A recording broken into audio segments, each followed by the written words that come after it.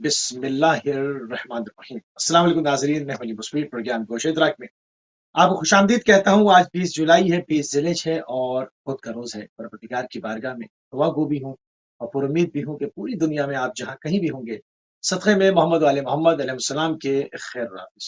ناظرین، آپ کو ہمارے اس پروگرام کے فارمیٹ کیا ہے؟ علم ہے، جو بھی خاص ایام ہوتے ہیں ان کی مناسبتوں سے جو ہے وہ خصوصی پروگرام نشر کیے جاتے ہیں۔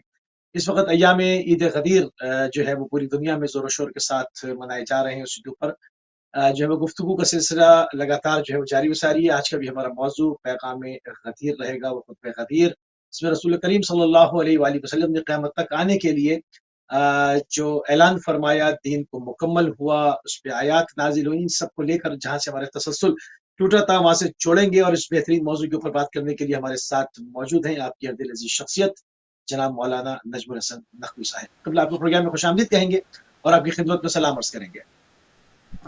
جی السلام علیکم ورحمۃ اللہ، سب کو اس بابرکت دن کی مناسبت سے، بلکہ ان ایام کی مناسبت سے تہ دل سے مبارکباد پیش کرتے ہیں، تاکہ انشاءاللہ ان بابرکت ایام کے صدقے میں ساری امت کے لیے اور ساری انسانیت کے لیے پروردگار خیر و برکت کے اور انسان کو ظلمتوں سے نور کی طرف جو ہے وہ پروردگار لے جائے۔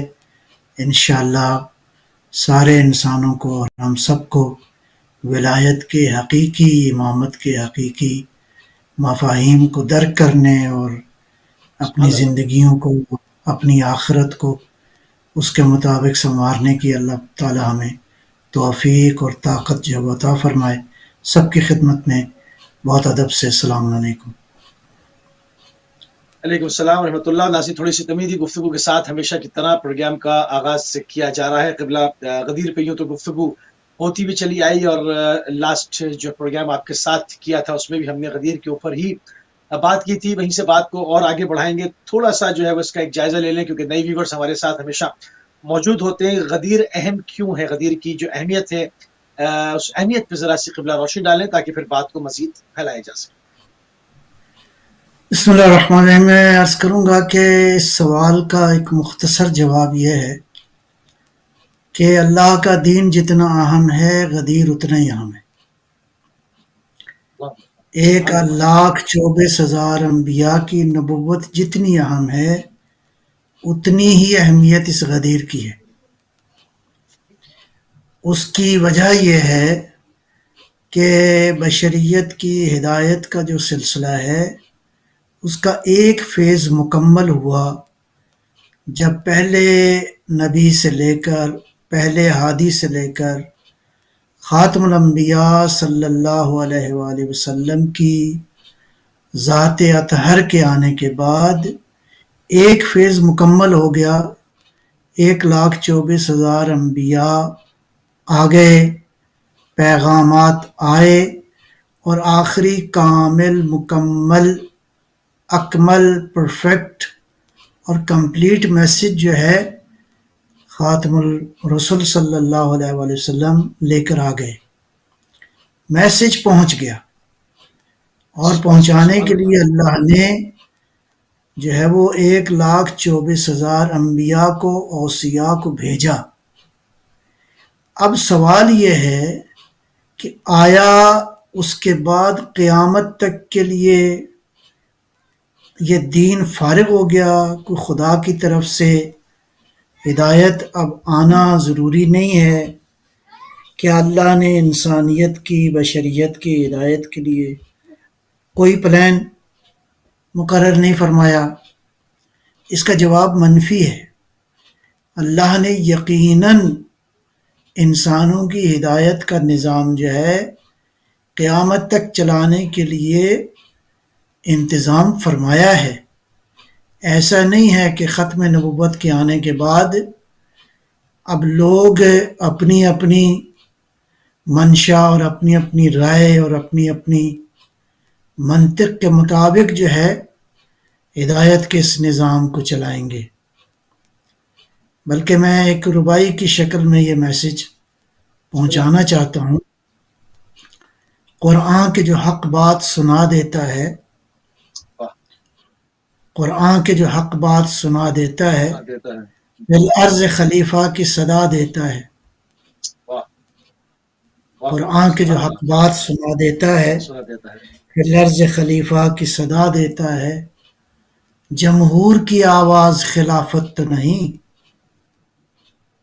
کیا بات، جمہور کی آواز تو خلافت تو نہیں، یہ منصب عالی تو خدا دیتا ہے.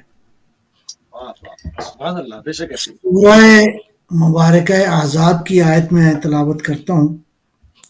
بسم اللہ الرحمن الرحیم. وما کان لمؤمن ولا مؤمنۃ، کسی بھی مومن مرد اور خاتون، نہ ہی کسی مومن کے لیے نہ کسی مومنہ کے لیے، اذا قضى اللہ و رسولہ، اللہ اور اللہ کا رسول جب فیصلہ فرما دیں، کس بارے میں؟ امرن، کوئی بھی امر. یہ بات بہت قابل توجہ ہے.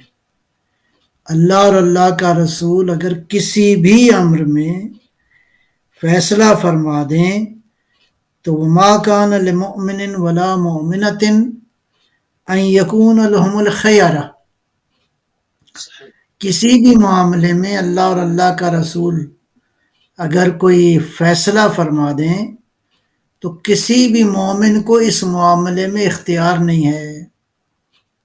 واہ، بہت واضح ہو گیا. سبحان اللہ، بھی صاف صاف، صاف صاف آئے تھے، سبحان اللہ، من امرہم، وہ امر جو ان صاحبان ایمان سے مربوط ہے. ہر وہ معاملہ جو صاحبان ایمان سے مربوط ہے، اگر اس معاملے میں اللہ اور اللہ کا رسول فیصلہ فرما دیں تو ایمان والوں کو ہرگز اس معاملے میں اختیار نہیں ہے. بہت صاف واضح میسج ہے اگر کوئی پک کرنا چاہے تو. ومن یعص اللہ ورسولہ، اور اگر اس فیصلے کے بعد کسی نے اللہ اور اللہ کے رسول کی معصیت کی، نافرمانی کی، کسی معاملے میں انہوں نے فیصلہ فرما دیا اور ایمان والوں نے اس کی نافرمانی کی، تو آیت میں فرمان ہے فقد ضل ضلالا مبینا، تو وہ گمراہ ہو گئے وہ لوگ جنہوں نے اللہ اور اللہ کے رسول کے کیے ہوئے فیصلے کی نافرمانی کی. نافرمانی، صحیح، اچھا، اب آگے چلتے ہیں قرآن کی بارگاہ میں. سورہ واللیل میں ارشاد فرمایا انا علینا للہدی، ہدایت جو ہے اللہ فرما رہا ہے قیامت تک کے لیے اور اس کے بعد کے لیے بھی ہدایت ہمارے ذمے ہے. ہماری ذمہ، واہ، سبحان اللہ، بہت کلیئر ہو گیا کہ ہدایت کا جو سسٹم ہے وہ ووٹوں سے حل نہیں ہوگا، لوگوں کی رائے سے حل نہیں ہوگا، ایمان والے اس کو حل نہیں کریں گے، اللہ حل فرمائے گا. کیوں؟ اللہ، ہدایت کا نظام درہم برہم ہو جائے اگر خدا کی بجائے یہ اختیار عام ایمان والے یا عام انسان جو ہے اپنے اختیار میں لے لیں. تو بات واضح ہو رہی ہے کہ جب اللہ فرما رہا ہے کہ ہدایت ہمارے ذمے ہے تو ہدایت کا نظام بھی اللہ کے ذمے ہے، صحیح، کسی اور کے ذمے نہیں ہے. تو کوشچن یہ پیدا ہوتا ہے کہ نبی خاتم صلی اللہ علیہ وآلہ وسلم، روحی و ارواح العالمین لہ الفدا، ہماری جانیں قربان ہو آقا کی ذات اقدس پر، آپ کے آنے کے بعد، قرآن جیسی کتاب کے آنے کے بعد میسج تو آ گیا مکمل. اب قیامت تک راہبری کون کرے گا اس میسج کے حوالے سے؟ قیامت تک اس نظام کو کون لے کر چلے گا؟ اور پھر وہ آخری جو ہے جو آئے گا جس کا ہم انتظار کر رہے ہیں وہ اس کو پائے تکمیل تک پہنچائے گا. اور یہ جو ڈیوریشن ہے تھوڑا نہیں ہے. اچھا، اس میں ابھی اس میں ممکن ہے کئی ہزار سال اور لگ جائیں. اچھا دیکھیے قبلہ، سامنے سے ایک جیسے آیات آپ نے پیش کی، مطلب اسلام دین فطرت ہے اور فطرت سے ہٹ کے کلام ہی نہیں کرتا وہ، اور جب ہم دیکھتے ہیں، اگر ہم ایک اس میسج کو نہ بھی سنتے اور کامن سینس کے اوپر کرتے تو وہیں پر آ جاتے جہاں پر ہمیں قرآن لے کے جانا چاہ رہا تھا، کیونکہ ہم بھی ایک فطرت کے تحت سوچتے، اور وہی وہ دین بھی دین ایک فطرت ہے۔ ایک انسان جب بھی کوئی چیز، کوئی مشن چلا رہا ہو، کوئی ادارہ چلا رہا ہو، چھوٹا مشن ہو، بہت بڑا مشن ہو، آفاقی مشن ہو، الہی مشن ہو، جب ایک ادنا سا کوئی چیز انسان بغیر وارث کے نہیں چھوڑتا، اس کی آگے ذمہ داری کسی کو ہینڈ اوور نہیں کرتا، تو اتنا بڑا دین جو کہ دین مبین ہے، جو کہ دین قیم ہے، اس کو لوگوں کے حوالے کر کے یوں ہی چلے جائیں گے؟ مطلب ایک کامن سینس کی بات ہے نا۔ اس چیز کو صرف مولا امیر المومنین کے معاملے میں ضد برائے ضد بنا کے رکھا ہوا ہے۔ مطلب اس کا ایک لاجیکل آنسر کیا دیں گے اس پہ، کہ ایسی میں چھوڑ یہی دیا عرض کہ جی ہر 100 سال میں مجدد آتے رہے اور چلاتے رہے اس کو؟ یہ اتنی عام بات میں ہے، یہی عرض اتنی عام فہم بات ہے۔ یہی یہی یہی عرض کرنا چاہ رہے ہیں کہ دیکھیں، یہ جو ڈیوریشن ہے جو کئی ہزار سال پر امکان ہے مشتمل ہو، اس ڈیوریشن میں آیا اللہ نے ایسے ہی چھوڑ دیا؟ آیا جی نبی جیسے عاقل انسان، نبی جیسے عالم انسان، بلکہ ہمارا عقیدہ دلائل کے ساتھ یہ ہے کہ اس کائنات میں علم اول، عقل اول، بحیثیت مخلوق وہ پیغمبر اکرم کی ذات اطہر ہے، صلوات اللہ جس علیہ کے وسلم۔ وجود اقدس سے اس کائنات میں یہ ساری رونقیں ہیں۔ ٹھیک ہے جی؟ آیا وہ اس ٹھیک ہے، چیز سے غافل تھے کہ اب وہ شریعت، وہ پیغام جو قیامت تک رہنا ہے، اس کے لیے رہبری کے مسئلے کو بیان نہ کریں؟ یہ ممکن ہی نہیں ہے۔ ہم یہ کہتے ہیں اس سوال پہ سب لوگ غور کریں، ہر وہ شخص جو لا الہ الا اللہ محمد رسول اللہ پڑھتا ہے وہ اس بات پہ غور کرے کہ آیا پیغمبر اکرم نے یہ معاملہ ایسے ہی چھوڑ دیا؟ کیوں؟ اس لیے کہ علم جو ہے وہ تو ابھی آنا ہے۔ آیا ہر کوئی یہ دعویٰ کر سکتا ہے کہ پوچھ لو مجھ سے جو پوچھنا ہے، میں زمین کی راہوں سے اللہ آسمان کی راہوں کو بہتر جانتا ہوں؟ بہتر یہ جانتا سوائے ہے۔ علی کے اور ائمہ اہل بیت کے کوئی اور کسی نے یہ دعویٰ نہ تو کیا ہے، اور اگر کیا ہے تو بہرحال تاریخ میں اس کا لوگوں نے دیکھا کہ جنہوں نے دعویٰ کیا وہ بعد میں اس دعوے میں باطل ثابت ہوئے۔ ٹھیک ہے جی؟ لہٰذا قیامت تک علم ہے، قیامت تک راہبری کا معاملہ ہے، قیامت تک دین کی تفسیر کا معاملہ ہے، قیامت تک قرآن کی تفسیر کا معاملہ ہے، قیامت تک راہبری کا معاملہ ہے۔ معاملہ راہبری کا ہے، لہٰذا کون راہبری کرے گا؟ اچھا، لہٰذا غدیر اس کو کے چھوڑ کے، غدیر کو چھوڑ کے کیا دین سمجھا جا سکتا ہے؟ دین، کیونکہ آیا غدیر جو مطلب نازل ہوئی کہ آج دین کو مکمل کر دیا، نعمت کو تمام کر دیا، تو آیا غدیر کو چھوڑ دیں تو کیا دین مکمل ہو جائے گا؟ اس کے بغیر کام چل جائے گا مطلب؟ غدیر سے مراد ہماری مولا علی علیہ السلام ہیں، غدیر سے مراد ہماری فاطمہ زہرا سلام اللہ علیہا صلوات ہیں، اللہ علیہ غدیر وسلم۔ سے مراد ہماری امام حسن مجتبیٰ ہیں، غدیر سے مراد امام حسین علیہ السلام ہیں، غدیر سے مراد امام محمد باقر العلوم ہیں، غدیر سے مراد امام علی رضا ہیں جن کو عالم آل محمد کہا جاتا ہے۔ غدیر سے مراد یہ لوگ ہیں۔ جب یہ لوگ موجود ہیں جو پیغمبر اکرم کے سارے علم کے وارث ہیں، جن کے بارے میں پیغمبر اکرم نے فرمایا کہ اگر قرآن اور اطرت کو تھام لوگے تو لن تضلوا بعدی ابدا، ابدا، کبھی قیامت کبھی تک گمراہ نہیں گمراہ ہوگا۔ نہیں ہوگے۔ یہی جو آیہ مبارکہ صحیح۔ میں نے ابھی پڑھی ہے سورہ احزاب کی، کہ اللہ اور اللہ کا رسول اگر کسی معاملے میں فیصلہ کر دیں اور اس کے بعد جو ہے اس فیصلے میں اگر کوئی نافرمانی کرے گا تو وہ گمراہ ہو جائے گا۔ پیغمبر اکرم ابد تک آپ کی گمراہی کی ضمانت لے رہے ہیں خود،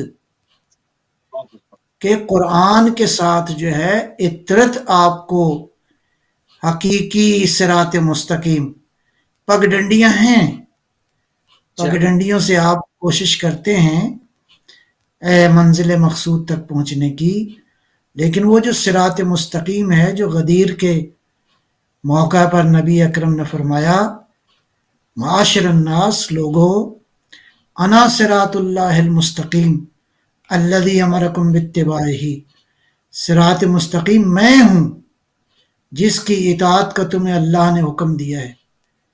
بلکہ پیغمبر اکرم صراط مستقیم کی ساری حقیقتیں، یہ تو قرآن نے صحیح کہا بسم اللہ الرحمن الرحیم یاسین والقرآن الحکیم انکا من المرسلین علی صراط مستقیم، نبی کی ذات ہے جو ساری صراط مستقیم ہے۔ نبی کے بعد بالآخر اس اسٹینڈرڈ کی ایک شخصیت جو نبی نہ ہو لیکن کاملاً نبی کے اوصاف اور نبی کی واہ واہ نبوت اللہ کی اکبر، باعث ہو، سبحان اللہ سبحان اللہ۔ اس اسٹینڈرڈ ہی اتنا مقرر کر دیا ہے اب کہ قرآن کے مقابلے میں قرآن کے ساتھ وہی آئیں گے جس طرح پیغمبر مفسر قرآن ہیں، یہ مفسر قرآن ہیں۔ ہم صراط بہت بڑا مستقیم کی دعوت دے رہے ہیں۔ دیکھیں قرآن کی ہی آیات کی روشنی میں دیکھیں پیغمبر اکرم کے بعد ایسی شخصیت کی قیامت تک کے لیے ضرورت ہے، جب تک قرآن ہے ایک مبین مفسر قرآن کی ضرورت ہے جو قرآن کی ان گہرائیوں کو بیان کرے جو حقیقتوں کو بشریت کے جانتا ہوں۔ لیے کھلی نہیں ہیں۔ کون سا قرآن؟ وہ قرآن جو یہ کہتا ہے کہ اگر دنیا کا پانی سمندر جو ہے وہ 7 برابر ہو جائے، 7 ابحرن، یعنی یہ جتنا پانی ہے یہ 7 ٹائمز جو ہے بڑھ جائے اور یہ سارا پانی سیاہی بن جائے اور اس سے اللہ کے کلمات کو لکھا جائے تو سیاہی ختم ہو جائے گی، کلمات الہی ختم نہیں ہوں گے۔ اللہ اکبر، ایسے قرآن کے لیے ایسا مفسر چاہیے کہ اگر اس کے فضائل کو بیان کیا جائے سیاہیاں ختم ہو جائیں، اس کے فضائل ختم نہ ہوں۔ وہ پیغمبر کی ذات ہے اور اس کے بعد آپ کی عطرت طاہرہ ہے اچھا اس میں جس 12 نے 12 ہی جو ہے وہ اس میں قیامت تک کے لیے جو ہے وہ ایک ٹائم قیامت تک کے لیے، قیامت کب آئے گی نہیں پتا، مگر جو معصومین کے نام بیان فرمائے ابولنا ووسطنا واخرنا وکلنا محمد، اس میں رسول اللہ نے جو ہے وہ 12 ائمہ اثنا عشر کلہم من القریش 12 نام لیے، تو اس کو تھوڑا سا کھول کے بیان فرمائے۔ یہ ویسے بڑا ایک اہم نقطہ ہے کہ اللہ کے نبی نے صرف 12 کیوں بیان کیے ہیں، 1000 2000 کا نام کیوں نہیں لے لیا؟ ٹھیک ہے جی، پھر قیامت تک صرف 12 آئیں گے تو 12 کے عدد پہ تو سب کو اتفاق ہے، 12 پہ لیکن سٹینڈرڈ کو اگر آپ دیکھیں گے تو علی اور اولاد علی کے علاوہ کوئی نظر نہیں آئے گا۔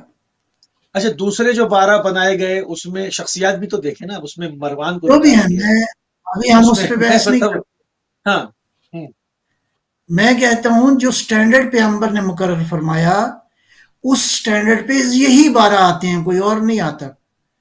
سبحان اللہ، بے وہ شک علی ہیں، وہ حسن مجتبیٰ ہیں، وہ حسین ہیں، دین است حسین، دی پناہ است حسین، ہاں واسطہ حسین سرداد نداد دست در دست یزید، دست حقا یزید کے بنا حقا الہ کے الہ است بنا۔ حسین۔ یہ ہیں جو سٹینڈرڈ مقرر کیا گیا ہے، وہ یہ ہیں، کوئی اور نہیں ہے۔ اس سٹینڈرڈ پہ امت کا کوئی بھی فرد نہیں آتا، جرت بھی نہیں کر سکتا۔ مقصد ہے کہ قرآن کریم کی اور دین کی جن حقیقتوں کو یہ لوگ جانتے ہیں کوئی نہیں جانتا۔ امت میں اچھے لوگ بہت ہیں، عالم بہت ہیں، نیک و پاکیزہ لوگ بہت ہیں، قابل تعریف ہیں جو بھی جہاں بھی ہے، ٹھیک ہے جی۔ ہم تو حتیٰ ہمارے اپنی رائے میں جناب سلمان رضی اللہ تعالیٰ عنہ، درود و سلام ان کی ذات پر، جناب سلمان جن کے بارے میں یہ روایات ہیں کہ ایمان کے 10 درجے ہیں اور سب درجوں پہ حضرت سلمان فارسی جو ہے وہ یا سلمان محمدی مولا نے فرمایا کہیں تو یہ سلمان جو ہیں سارے درجوں پہ فائز ہیں. ہم کہتے ہیں کہ جب علی موجود ہیں تو جناب سلمان کی گنجائش نہیں بنتی. منبع دین، مخزن دین، ملجا دین کون ہوگا؟ وہ یہی 12 ہیں. اور یہ خود ایک معجزہ ہے کہ قیامت تک یہی 12 ہیں. 13 14 15 16 کی گنتی کوئی نہیں ہے. نہیں. اور آج آخری موجود ہیں جس کا انشاءاللہ ہم سب انتظار کر رہے ہیں، مسلمان کیا غیر مسلمان کیا.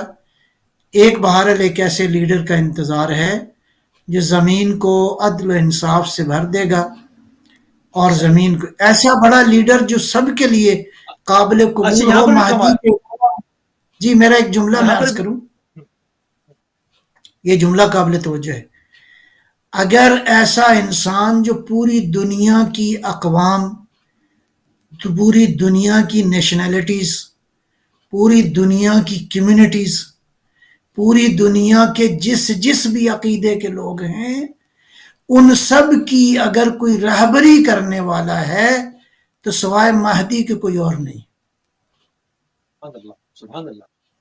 بہت اس خوبصورت بات. انسان میں اچھا یہ پوری کیپیسٹی پائی جاتی ہے، پورے یقین کے ساتھ یہ کیپیبلٹی پائی جاتی ہے کہ وہ دنیا کے ہر انسان کا راہبر ہو، اس کا عقیدہ کوئی بھی ہو. کیوں؟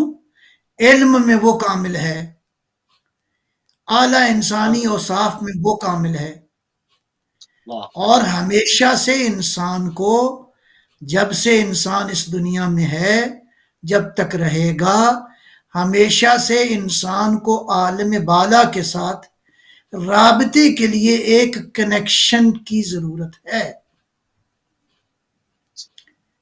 یعنی زمین کو آسمان کے ساتھ ملانے والے ایک کنیکشن کی ضرورت ہے. ذات گرامی پیغمبر اکرم صلی اللہ علیہ وآلہ صلی وسلم اللہ علیہ وآلہ کے وسلم. اللہ بعد صلی یہ اللہ. کنیکشن کون ہے؟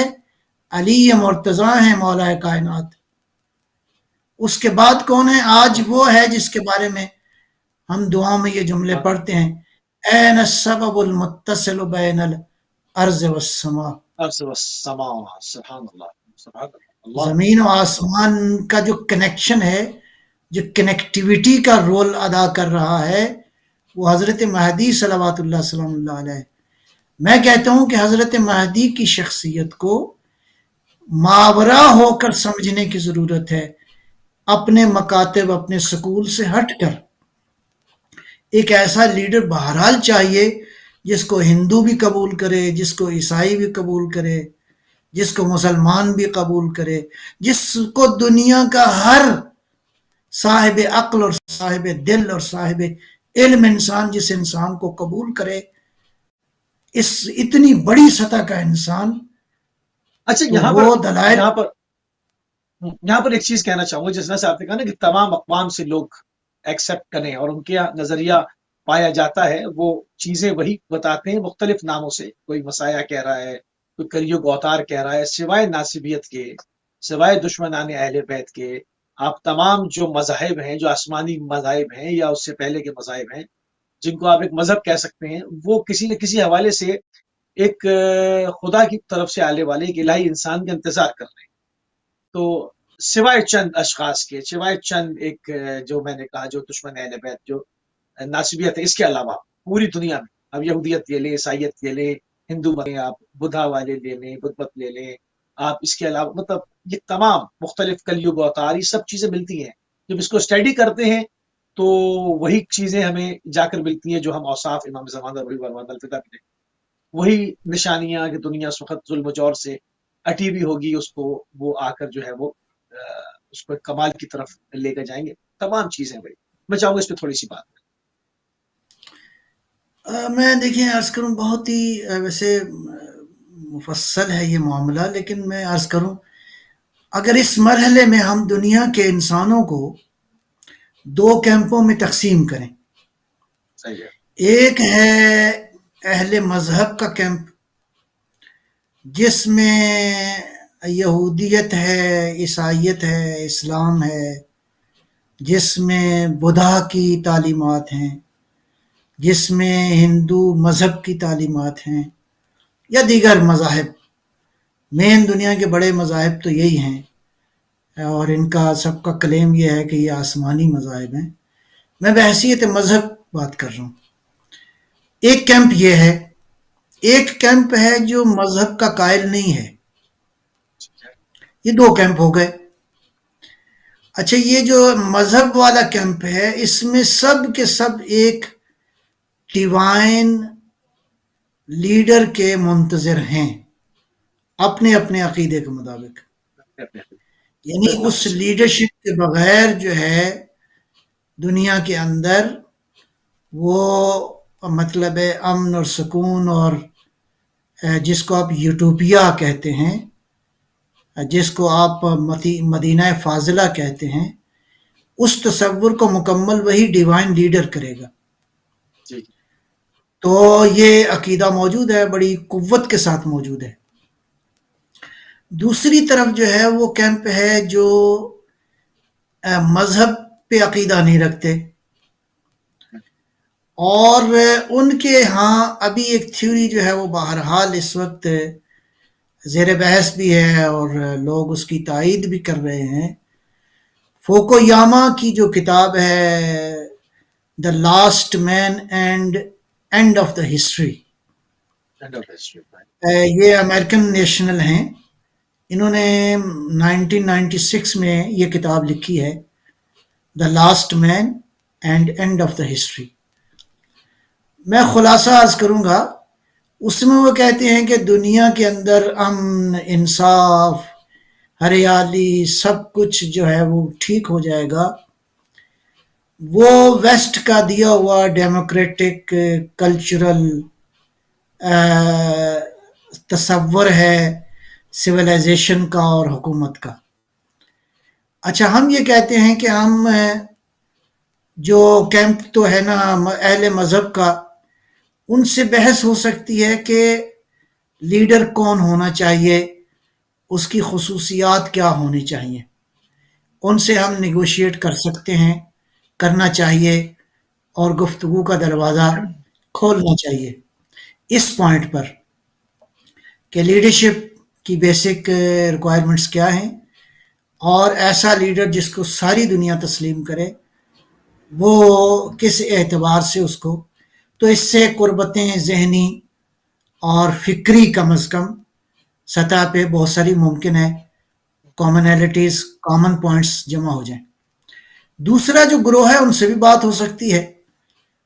وہ بات یہ ہو سکتی ہے کہ بالآخر آپ ایک ایسے سسٹم کے قائل ہیں جس میں جسٹس ہوگا، جس میں عدالت انصاف ہوگا، جس میں ہر انسان کو اس کے حقوق ملیں گے.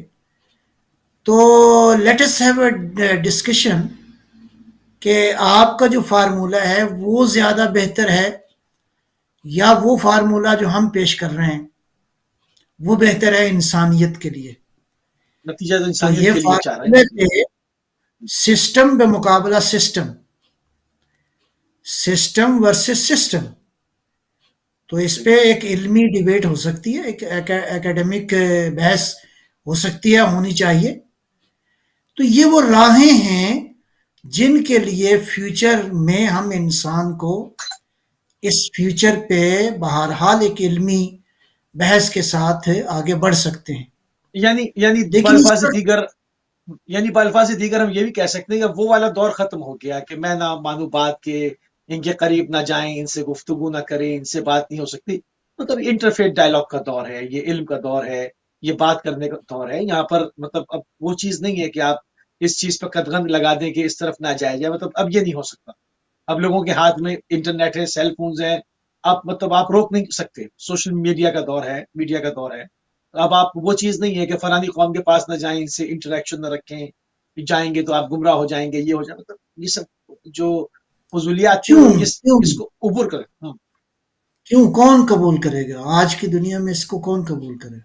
قرآن کی روش یہی ہے، یہ جو بات ہو رہی ہے. قرآن کہتا ہے قُلْ هَاتُوا بُرْهَانَكُمْ إِن كُنتُمْ صَادِقِينَ. حکم قرآنی ہے، یعنی میرا حبیب ان سے کہو کہ اگر تم اپنے موقف پر سچے ہو تو آپ دلیل لے کر آؤ. دلیل لے. ابیوزو لینگویج تو وہ استعمال کرتا ہے جس کے پاس ریزننگ نہ ہو، جس کے پاس ضرورت پڑ علم نہ جائے. ہو، جس کے پاس وزڈم نہ ہو. اگر کسی بھی مکتبہ فکر کے پاس واقعاً علمی دلائل موجود ہیں تو کوئی اس میں کیا رکاوٹ ہے آپ بحث کریں. لہٰذا میں یہ عرض کرتا ہوں آج علم کے دور میں علمی طور پر ہی ہم یہ کہتے ہیں کہ علمی طور پر اہل بیت کا مقابلہ ہے ہی نہیں. واہ. ایک طرف آج میں پہلے بھی شاید یہ بات کہی ہے، کوئی حرج نہیں اس کو ریپیٹ کرنے میں، آج دنیا میں علمی حوالے سے یہ جو اللہ نے پاک پروردگار نے عام انسانی ذہن بنایا ہے اس کے اندر کتنی انفارمیشن آ سکتی ہے. 2.5 ملین گیگا بائٹ. آپ سوچ سکتے ہیں اس کو کتنی انفارمیشن ہے. 2.5 ملین گیگا بائٹ یا in other words 2.5 petha byte, دونوں باتیں ٹھیک ہیں. تو اتنی انفارمیشن عام انسان، اب راہبر تو وہی ہوگا جو اس سے بالی بات کرے. بہت اچھا سوال سے. انسانیت کی راہبری تو وہی کرے گا جو اس سے بالاتر کی بات کرے. وہ کہے مجھ سے آسمانوں کے راستے پوچھو، واہ. وہ پوچھے کہے کہ مجھے عرش کی حقیقت میں جانتا ہوں، وہ کہے کہ تحت الثری میں جو کچھ ہے میں جانتا ہوں. تو یہ عام مطلب انسان تو نہیں ہو سکتا. کیا اس یہ وقت وہی ہو زیادہ سکتا. ضرورت میں کیا اس وقت ضرورت محسوس نہیں ہو رہی قبلہ کہ جس وقت مولا امیر المومنین سلونی کا دعویٰ فرما رہے تھے کہ مجھ سے پوچھ لو قبل اس کے میں تم میں نہ رہوں، تو وہ اس وقت انسانی ذہن نے اتنا ارتقا نہیں کیا تھا. پوچھنے والے پوچھ رہے تھے میرے سر پہ بال کتنے ہیں، کوئی پوچھ رہا تھا آسمان پہ تارے کتنے ہیں. مطلب اس سے زیادہ نہیں تھا. اب اس وقت جب ڈسکرائب کیا جا رہا ہے، ڈفرینٹ گلیکسیز دیکھی جا رہی ہیں، مطلب تصویریں آ رہی ہیں، ایک ہنگام ہے ٹیکنالوجی کی دنیا میں، ایک ہنگام وہ برپا ہے. اس وقت کیا ضرورت محسوس نہیں ہو رہی؟ اور اگر مولا آ جائیں تو اس وقت مطلب اس سے بڑھ کر اور کیا چاہیے ہوگا ان لوگوں کو جو اس وقت اس مشن کے اوپر کام کر رہے ہیں؟ وہ تو قدموں میں بیٹھ جائیں. مطلب ایک آدمی اتنا بڑا دعویٰ کر رہا ہے کہ مجھ سے سب پوچھ لو، میں زمین سے زیادہ آسمان کے راستے جانتا ہوں، تو ان سے کون انسان ہے جو دشمنی کرنا چاہے گا؟ لوگ تو میں زانو تلمس طے کریں گے، زانو تلمس جی طے جی کریں گے. میں عرض کروں آپ کی خدمت میں، میرا عقیدہ یہ ہے، البتہ اس پہ بحث ہو سکتی ہے، اس پہ علمی بحث ہو سکتی ہے. وہ یہ ہے کہ یہ سلونی کا دعویٰ ابھی ختم نہیں ہوا، باطل بھی نہیں ہوا، سٹل ویلڈ ہے اپنی پوری قوت کے ساتھ. پوری قوت کے ساتھ. سلام امیر المومنین پر اللہ. کوئی رجوع تو کرے. آج بھی علی علیہ السلام آج بھی پورے اس قوت کے ساتھ اپنے دعوے کے ساتھ علی موجود ہیں. علی کوئی چلے تو نہیں گئے جی، اللہ. علی زندہ ہیں. علی سے کوئی رابطہ تو کرے، لیکن زندہ اس وقت جو زندگی ان کے پاس ہے اس زندگی میں جا کے رابطے کی ضرورت ہے. اچھا لہذا ان کے علم کے دروازے. بعض دعوے بہت مطلب بہت عجیب ہے. مطلب جہاں پر وہ تمام انسانوں کو، مطلب کئی ارب انسان آ چکے، کئی ارب اور آئیں گے، نہ جانے کتنے آئیں گے، کب تک آتے رہیں گے. مطلب وہ 3 کیٹیگری کے اندر اس کو مخفل کر دیتے ہیں. مطلب یہ عام آؤ آدمی کے مسلم میں بس ایک کی اور بات ہی بات کی نہیں ہے. طرف ایک اور بات کی طرف میں توجہ دلانا چاہوں گا. آپ کی گفتگو سے مجھے ایک بات اور آئی ہے ذہن میں اور بہت قابل توجہ ہے. انبیاء علیہ السلام، درود السلام ان سب کی ذوات مقدسہ پر، اللہ صلی اللہ انبیاء کے جو معجزات ہیں ابھی تو انسان اس کو نہیں سمجھ سک رہا. علیہ.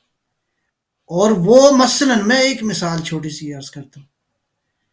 حضرت صالح علیہ السلام کے توسط سے جو معجزہ ہوا، پہاڑ سے اونٹنی نکلی اور وہیں پہ اس نے بچے کو جنم دیا. صحیح.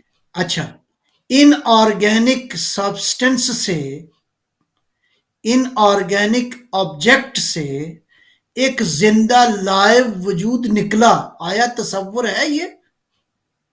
ابھی تک نہیں آج پہنچے، ابھی تک نہیں پہنچے. ابھی کہاں آپ علی کا مقابلہ کریں گے؟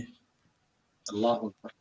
جہاں پر سب کی صفات مجتمع علی ہو، نبے مہدی جو پیغمبروں کی ہیں، صفات. علی، ہاں، علی اور علی سے لے کر مہدی تک یہ ہیں، یہ انبیاء کے معجزات کے وارث ہیں. اللہ ٹھیک ہے. یا حضرت مسیح علیہ الصلوۃ والسلام، درود و صلی سلام ان کی ذات پر، ان اللہ. کے عصا کے حوالے سے معجزات ہیں. مثلا ایک درخت خشک ہے، حضرت مسیح نے اس پہ مارا تو وہ پھلدار ہو گیا. اچھا دوبارہ اس عصا کو مارا تو پہلے مثلا انگور کا دل چاہ رہا تھا تو وہ انگور اس پہ لٹکنے شروع ہو گئے. مثال دے رہا ہوں. صحیح. اگلے مرحلے میں دل چاہا کہ نہیں یہاں پہ اورنج ہونا چاہیے، مالٹے سنگترے ہونے چاہیے، تو وہ مارا تو وہ پھل بھی چینج ہو گیا اور درخت بھی چینج. کیا تصور ہے آج کی دنیا میں؟ اور یہ معجزات ہو چکے ہیں. موسیٰ علیہ السلام کا عصا کے معجزات جو ہیں، لہٰذا ایک ایسا انسان آئے گا جو ان سارے معجزات کا ایک جگہ پہ وارث ہوگا. کیا علمی دور ہوگا. پھر سمجھ میں آئے گا کہ علم کیا ہے. ابھی تو علم نے سفر شروع کیا ہے. تو دو حروف پر ہے، 27 حروف کو مکمل کیا جائے گا، جو مطلب روایت کے الفاظ ہے. اس کی حقیقت کیا ہے یہ ہم نہیں جانتے، مگر روایت کے الفاظ یہی ہیں کہ آخر تک جو ہوگا وہ 2 حروف تک رہے گا، اور وہ آ کر اس کو 27 حروف کو مکمل فرمائیں گے. وہ 27 حروف کیا ہیں یہ ایک الگ بحث ہے. میں آپ کی اجازت ہو تو ایک حدیث کا کچھ حصہ پڑھنا چاہ رہا ہوں. بسم اللہ. بسم اللہ. وقت ہے ابھی انشاءاللہ؟ جی جی جی جی، ہمارے پاس ابھی 15 منٹ اور ہے. جی. تو امیر المومنین علیہ الصلوۃ والسلام کا ایک بڑا مفصل خطبہ ہے، اس کا ایک حصہ ہے کہ قائم جب ظہور فرمائیں گے تو اس زمانے کے حالات کیا ہوں گے. تو میں چند ایک جملے جو ہے اس سے آپ کی خدمت میں عرض کرنا چاہ رہا ہوں، اور آج کے حالات پہ ہم خود غور کریں کہ یہ علی نے صدیوں پہلے کیا باتیں فرمائی ہیں. مولا فرماتے ہیں اس زمانے میں حالات کیا ہوں گے. کسی نے سوال کیا متی یکون ذالک یا امیر المومنین، یہ جو آپ بیان کر رہے ہیں آخری زمانے میں حالات بہت لمبے ہوں گے اور کیا کیا چیزیں ہوں گی. اس میں فرماتے ہیں وَزَيَّتْ امت محمد المصطفیٰ الصلاۃ، امت محمد جو ہے نماز کو ضائع کر دے گی. یہ بہت گہرا مطلب ہے. ایک تو یہ ہو سکتا ہے کہ نماز نہیں پڑھیں گے لوگ، ایک یہ ہو سکتا ہے نماز پڑھیں گے لیکن نماز نہیں ہوگی وہ. اینی وے، وَاتَّبَعُوا الشَّهَوَاتِ، اور لوگ خواہشوں کی اتباع کریں گے. Desires, only desires. ٹھیک ہے جی. آج تو ہو رہا ہے. وقلت الامانات، امانتیں بہت قلیل ہو جائیں گی. امانت لینے کے بعد کہیں گے ہاں بھائی کون ہو تم، ہم نہیں جانتے تمہیں. وکثرت الخیانات، لوگ خیانت بہت کریں گے. اگلا جملہ بہت قابل توجہ ہے آج کے حالات میں. وشرب القہوات، اس کا ترجمہ میں بات کو سمجھانے کے لیے ترجمہ کر رہا ہوں. اور فزی ڈرنکس پئیں گے، یعنی ڈرنکس بہت پئیں گے. تو آج میرا مطلب ہے وہ سیب کو پتہ نہیں کیا کیا کرتے ہیں، کیا کیا کیمیکلز ڈال کے تو یار بنا کے کہتے ہیں یہ فریش جوس ہے ایپل کا. وہ 6 مہینے تک فریش ہی رہتا ہے. قہوات، شرب القہوات. واستشعروا شتم الآباء والامہات، ایسا دور ہوگا کہ لوگ ماں باپ کو گالیاں دیں گے. ورفعت الصلاة من المساجد بالخصومات، اور مساجد میں لڑائی جھگڑے ہوں گے، اس کے علاوہ کچھ نہیں ہوگا. یہ بھی ہو رہا ہے قبلہ. وجعلوا مجالس الطعامات، کھانے کی بڑی لمبی چوڑی محفلیں ہوں گی، کئی قسم کی ڈشیں، ایک ڈش پہ گزارا نہیں ہوگا اور وہ بھی پھر ضائع ہو جائے گی زیادہ تر. بہرحال اس میں چلتے چلتے جو ہے وہ ایک جملہ ارشاد فرمایا، اکثر من السیئات، گناہ بہت زیادہ ہو جائیں گے، قللوا من الحسنات، نیکیاں بہت کم ہو جائیں گی، اور وَأُوسِرَتُ السَّمَاوَاتِ، یہ توجہ دلانا چاہ رہا تھا، اور لوگ آسمانوں کی طرف جائیں گے، سفر کریں گے، نگاہ کریں گے، توجہ کریں گے. آپ تو دیکھیں کتنے زور و شور سے ہو رہا ہے. جی ایک روایت میں اور عرض کروں مختصراً، واہ، سبحان اللہ. امام صادق علیہ الصلوۃ والسلام نے ارشاد فرمایا صلی اللہ اپنے علیہ انتہائی وسلم. کیا کہتے ہیں ہونہار شاگرد جناب جابر بن حیان رضی اللہ تعالیٰ عنہ. تعالیٰ اللہ صلی اللہ. تو ارشاد فرمایا، دیکھو جابر، ایک اللہ تعالیٰ نے اس کائنات میں کچھ ستارے ایسے بنائے ہیں جن کی روشنی اتنی شدید ہے، اس قدر وہ انرجی امٹ کر رہے ہیں کہ اس روشنی کے مقابلے میں سورج کی روشنی صفر ہے. اب سورج پتہ ہے کتنی روشنی دے رہا ہے؟ وہ سورج جو زمین جو ہے اس سے 1.3 ملین ٹائمز بڑا ہے. یعنی اتنی زمینیں ہوں تو ایک سورج بنتا ہے، ایک آدھ زمین نہیں، 13 لاکھ زمینیں ہوں تو ایک سورج ہے. اس سورج کی روشنی صفر ہے ان ستاروں کی روشنی کے مقابلے میں. انسان نے 1960 آنورڈ جو ہے کائنات کا مطالعہ کرنا شروع کیا. اس میں ہبل جو ہے وہ ٹیلیسکوپ جیسی ٹیلیسکوپس آئیں، تو معلوم ہوا کہ پہلے جو ڈائمیٹر خیال تھا کائنات کا 3 بلین لائٹ ایئر ہے، اس سے پتہ چلا کہ نہیں، 9 بلین لائٹ ایئرز پر کچھ ستارے موجود ہیں. 9 بلین. اور اب اس میں بھی پیش رفت ہوئی جیمس ویب کے آنے سے. اچھا، اب جو دوسری اس پہ بھی پھر بعد میں پتہ چلا کہ 12 بلین لائٹ ایئر کے فاصلے پر کچھ ستارے ہیں، اور یہ ستارے ان کو کہتے ہیں کویزرز. ان ستاروں کو جب سٹڈی کیا گیا تو نتیجہ کیا نکلا؟ توجہ فرمائیے گا. نتیجہ یہ نکلا کہ کویزرز کی جو روشنی ہے اتنی شدید ہے، اتنی زیادہ ہے، اتنی انٹینسو ہے، اتنی ایکسپینشن ہے اس کی، اتنی پاورفل ہے کہ اس کے مقابلے میں سورج کی روشنی صفر ہے.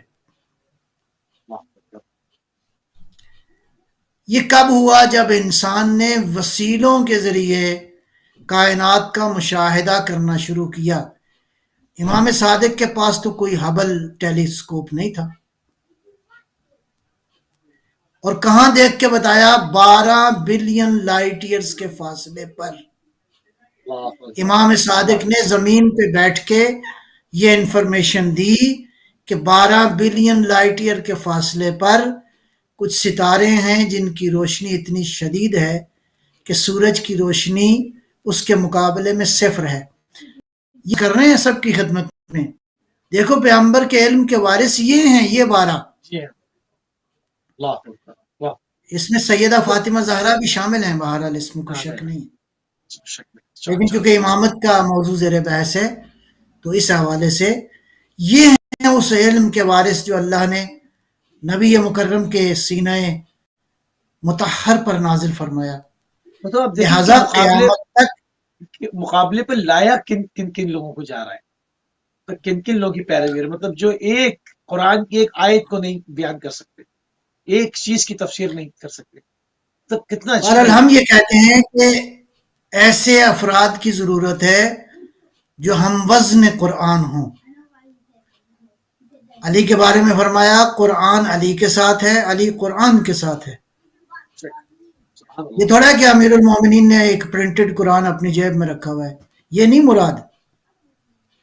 قرآن اپنی عظمتوں، اپنے معارف، اپنی بلندیوں اور اپنے گہرائیوں کے ساتھ علی کی شخصیت میں نظر آئے گا، واہ. اور علی اپنے اوصاف کو دیکھنا ہو تو قرآن میں نظر آئیں گے.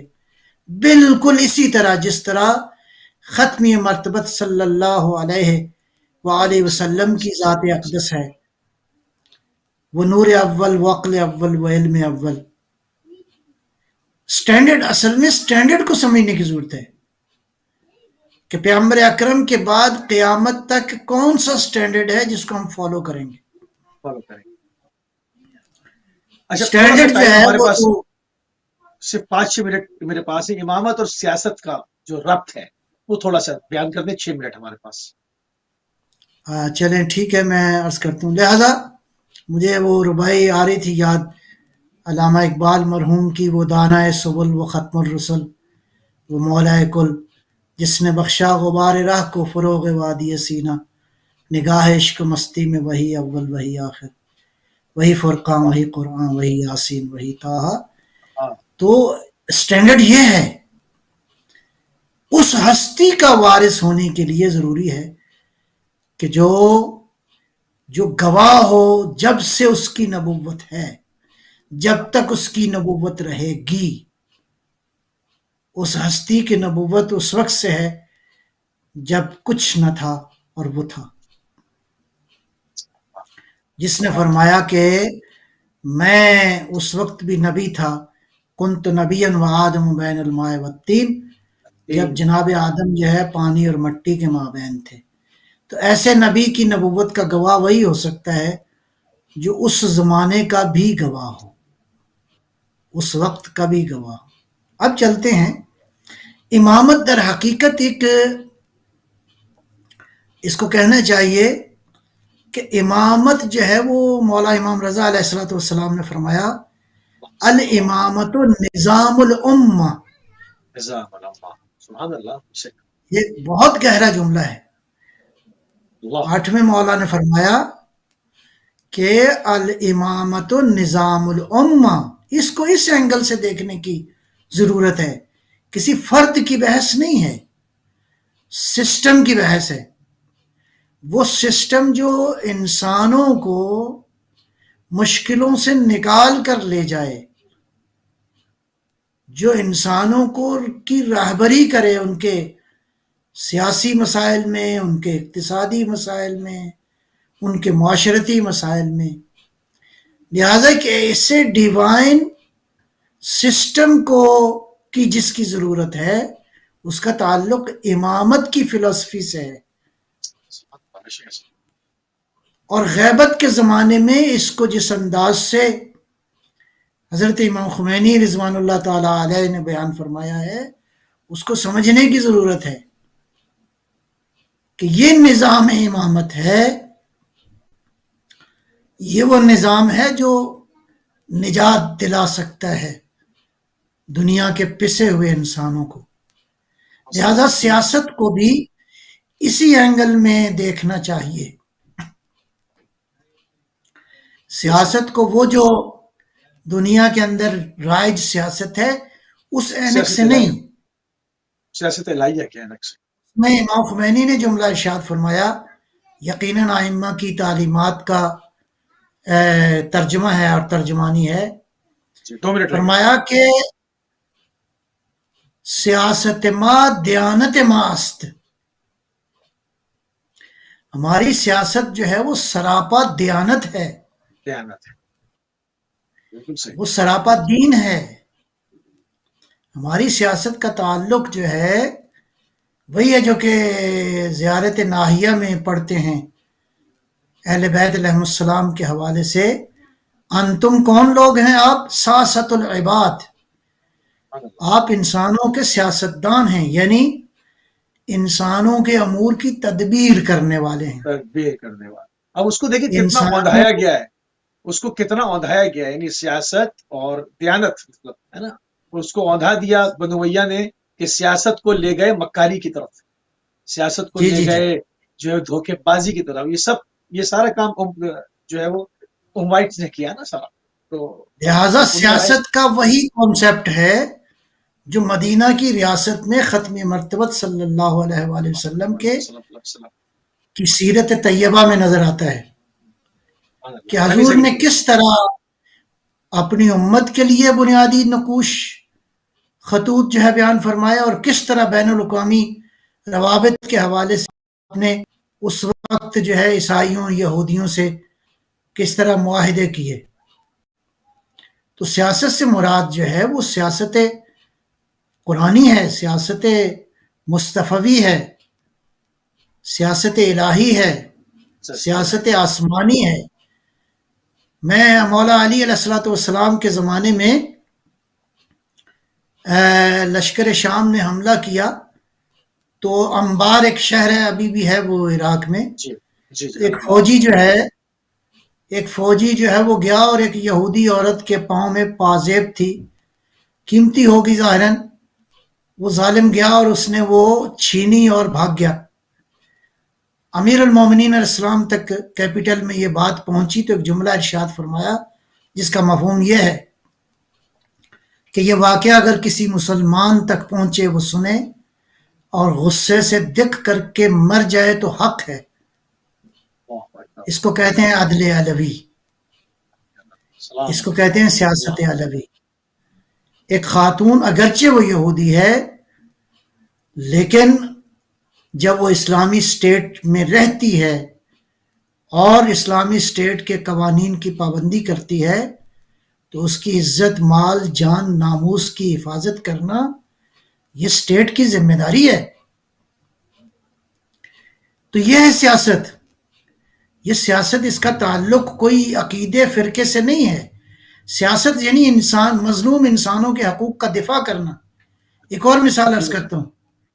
مولا کائنات امیر المومنین علی ابن ابی طالب علیہ السلام اپنے دور حکومت میں ایک جگہ سے گزرے، ایک کو دیکھا کہ وہ کھیت میں کام کر رہا ہے اور بیچارہ بہت مشکل میں ہے.